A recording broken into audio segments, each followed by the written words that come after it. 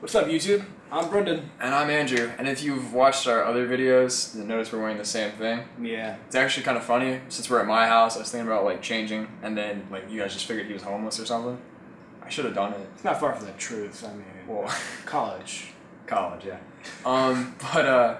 So this is our review for season 1, Korra. Yeah, Legend of Korra, season 1, and I think we have pretty much the same opinion. So I don't know. Well, this review is going to be more about just like expanding on like ideas, pretty much. That's not gonna be a lot of like.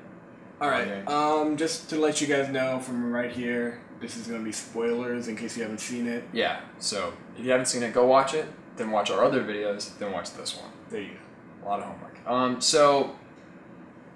Okay, season 1 up till the finale, which is episodes was 10 amazing. and 11. No, 11 and 12. Oh my god. Was amazing, and I don't think 11 and 12 are bad. I think for Korra they're great. Those are great character moments. I mean, for Korra, they were great. Just the thing I did not like, and from what I heard from Andrew. Yeah, I agree.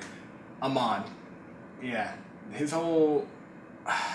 For me, Amon was an interesting character because he was a non-bender that was stronger than all the other benders. And he was fueled by willpower. The scene where Tarlok is like bloodbending him and it looks like he just wills himself out of it was really, really powerful. And then when you find out later, it's like, oh, he's a bloodbender. It kind of takes it away, yeah. All the allure from him, too. Yeah. And I mean, basically, Amon, at the end of this, was just a guy who had daddy issues, who had power. And he was like getting power through fear and some unfair advantage. And I mean, I can't really fault him for that, because if you look back at their history, a lot of these guys who are leading these movements are like that. Yeah. But it would have been way more interesting as an audience member if my villain in the TV show was somebody that had lost his family to a firebender, exactly, and had his face removed, and like that does a lot of interesting things to someone's psyche. That would have been way better. It also kind of takes away from the actual like persona of Amon, because I mean, Amon stood for something at that, like before that whole point of episodes 11 and 12. He was actually like an entity of, I guess. What would you call that? Change. Exactly. His thing wasn't really revenge either. No. I mean, he talked about losing his family, but what he wanted was equality. Exactly.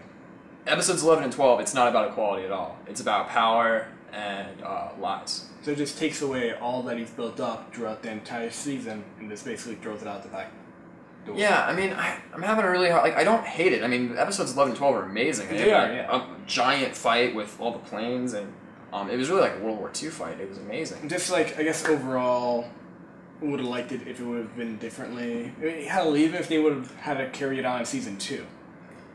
I know, you know what? I give them credit for not expanding on, like not carrying the Amon character throughout the series. Because that's something a lot of shows would do. Like, hey, we have a villain that everybody loves. Yeah. Let's just keep like, oh, will they or won't they fight? And then at the very end of like the last season, the last episode, it's like, I beat you. I mean, they could Harry Potter it pretty much. Yeah. But they don't.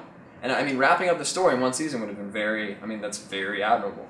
The thing is, I wish it had been more like, this was a guy who wanted equality more than power, but he had power, and he was the leader of this movement, and he kind of questioned what had happened. Yeah, that would have been definitely. I think a part of it is that this is like geared towards children. I mean, Nickelodeon is a children's like cartoon station, and the villain has to be a little bit more mustache twirly, and bad people lie, that kind of thing. And the other thing was that they did kind of show the kids a little too, like, quirky and there's a couple, silly. yeah, the farting thing. I mean, but see, the thing is, like, I'd laugh for every one of the two of them.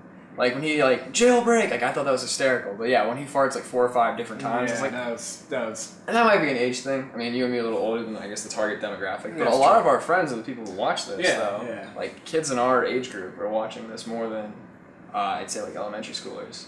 Because we grew up with, like, Avatar, 2007. Yeah. But, yeah. I mean, I guess my biggest thing with Amon is that it was basically bad people lie. Which, in reality, I mean, good people lie, everybody lies. So if Amon had been telling the truth and he had this thirst for equality and it was hurting the benders, I don't know, that would have been more interesting to me. Because when you have a non-bender who is beating all these people who are, like, evolutionarily more powerful than him, it kind of makes his message more important. Yeah. And when it turns out, like, no, I'm the best bender of them all, I blood bend, like, it was kind of lame. It was very surprising, I gotta say, from, like, Brian and Mike, the guys who create the show. I don't know if they wrote these last 2 episodes. They definitely had a hand in it. I mean, the whole season arc. Of course, yeah. I think what it ended up being was that the build-up of the character just became better than the actual... Sorry about that. The memory was full. Yeah, this camera's pretty old. Daniel took our good camera to Colombia, where it's probably being sold for cigarettes. Well, is that racist? I'm sorry. Not so much, actually, honestly. Okay. Well, it's okay. When you have a white, when you're white, you gotta have a friend who's like, it's alright, this one's fine. That was racist. Okay, that was... Well, moving on. So, what I was trying to say before the camera cut out was that they did a better job building up who Amon was and getting everybody really there were all these rumors and their conclusion just didn't live up to the hype. It became very anticlimactic. And this is a season 1 review where we really only talked about episodes 11 and 12, and we're sorry about that, but episodes 11 and 12 negate so much about what we liked about the original the first 10 episodes. Lynn was this sacrificial badass who, I mean, that you can really tell she was somebody who bending was her life. They never show her at the mall trying on shoes or something like that. She's always thinking about police work and always using bending to do everything. Lawful good. And she sacrifices this for her ex, and that was really interesting. And then when she just gets her power back immediately, it's like, oh, it kind of loses some of it. Just so many things about the first 10 episodes that I loved. Were negated by 11 and 12. But I mean, the thing about also 11 and 12, they don't really leave much room for a season 2 or anything like that. Yeah, and okay, so this could be a good thing or a bad thing. And like you were saying earlier, Korra is now she can spirit bend. She's just this really powerful figure in this world. Yeah. And it's kind of like, well, what can they do with her? But I mean, as a writer, I think it's a lot of fun to take a character that perceives themselves, or is perceived by a lot of people as this godlike character, like the Avatar would be in that world, and take them down a few notches, and figure out a way that they can be conflict in their life. I'd kind of like to see her leave Republic City, which is the first 10 episodes. I love Republic City. I was like, just have her stay there. But after what happened with Amon, I really feel like they need to visit the rest of the world and see what. I'm actually really curious to see how, say, the Fire Nation days, especially modern. Yeah. Because I compare the Fire Nation a lot to Germany. Because if you see Germany, it's been I don't know, it's been 70, 80 years since World War II and everything that happened with that. And just see a society that has a lot of shame in their past, but has a lot of new ideas and good people. I'd really love to see what they did. I know Zuko did a bunch of interesting things with the Fire Nation. Yeah, he definitely did. And it was actually really awesome to see his a debut of his grandson. Yeah, with the same voice actor. Yeah, I was I kind of like that. There's a scene that was pretty funny where he's like, my grandfather would have respected the Avatar. I was like, no, he wouldn't have. Not at that age, no. Nope. You were lied to. I loved him being named Ira. That was great. Oh yeah. I love the Boomy cameo. I mean, that was the best line ever. Just woohoo! But I'm trying to think of things we talked about the early part of the season, because this is a season 1 review that is really dealing with the end. Yeah. But it really negated a lot of it. Tenzin's a kind of a pet peeve of mine, because this is the airbending master. He's the only person in this world that can airbend at the skill of a master level, okay? And yet they don't show him actually showing his ability. Yet people are pretty okay dealing with him. You'd think that people who had no experience with airbenders would not know how to deal with them right off the bat, but there's not too many times where he's super effective. Yeah. I mean, at least he knocks Mom off the stage, and that was kind of cool, but I don't know, I would have really liked to see them.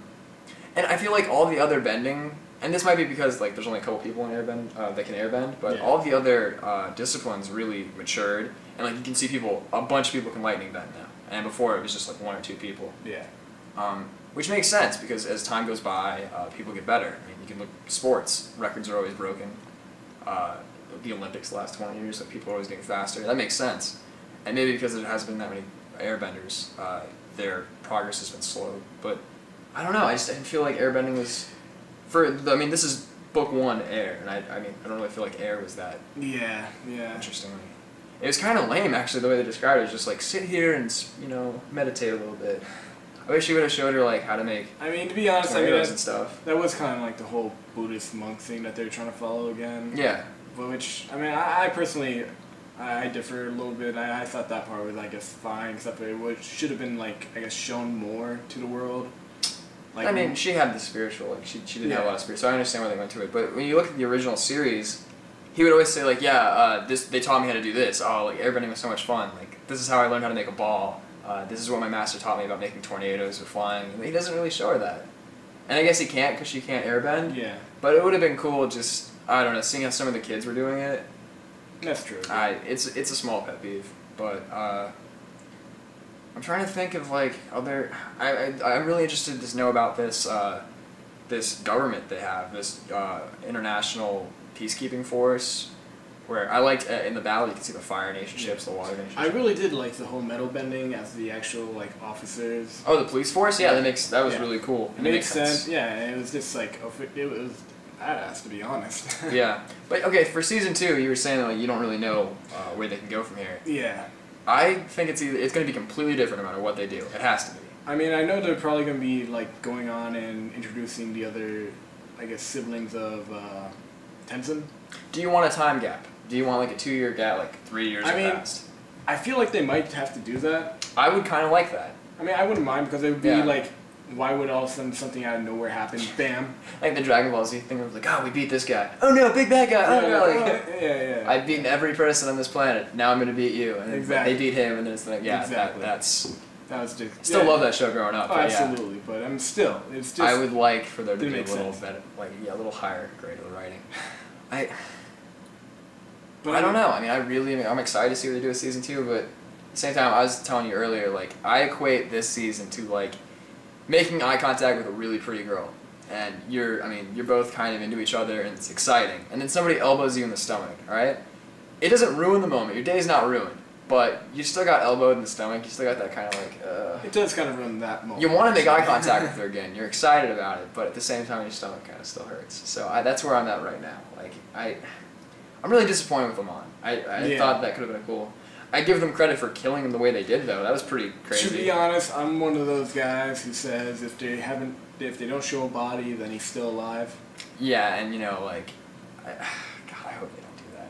Like he's like a cyborg or something. Oh no, God! Oh. They've earned so much in this show. I don't want them to just be like. Well, yeah. I mean, I hope they a single tear brought him back to life. I feel like if they do bring him back, he is actually going to be scarred, and.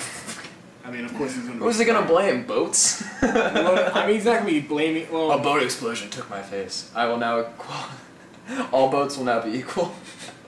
No, we're excited for season 2. Season 1 was good. Definitely watch it if you haven't watched it. Although, I mean, if you haven't watched it, we've already ruined it for you. But we warned you though. So. I don't know. Leave a comment. I'm really interested to see like what everybody thought about episodes 11 and 12 and whether it hurt your experience or not. Yeah. I give it like a 9 out of 10, which for me is very good. I'm pretty hard about stuff like that. And the world they created was great. That's always an important part about a TV show. I just feel like they negated a lot of the good stuff they did at the end. They did. And I'm going to have to go with the same rating, 9 out of 10. I mean, it was like they were selling something, and they were like, yeah, okay, so, good, we have a deal, alright, and 50% off. And it's like, why did you do that? It was kind of, actually, okay, here's a good example recently. Basically, you know the Mac new tab? Well, there's a video where they show, like, the guy started having, like, a conference and everything, showing, like, oh, the Mac can do this, the Mac can do that. And as he was explaining it, it just stopped working. Well, so the show just stopped working? For me. Okay. Well, we're really excited. I hope you guys liked our review. I don't know, it was a little rambly, but... Yeah. Alright. I don't want to cut it and, like, be, like, really, like, GameStop-y with it. We're like, yeah, this is the way we talk. In clear, concise sentences. If you, subscribe now... Yeah. Well, I don't know. Leave a comment, goddammit. Whatever. Subscribe, damn it.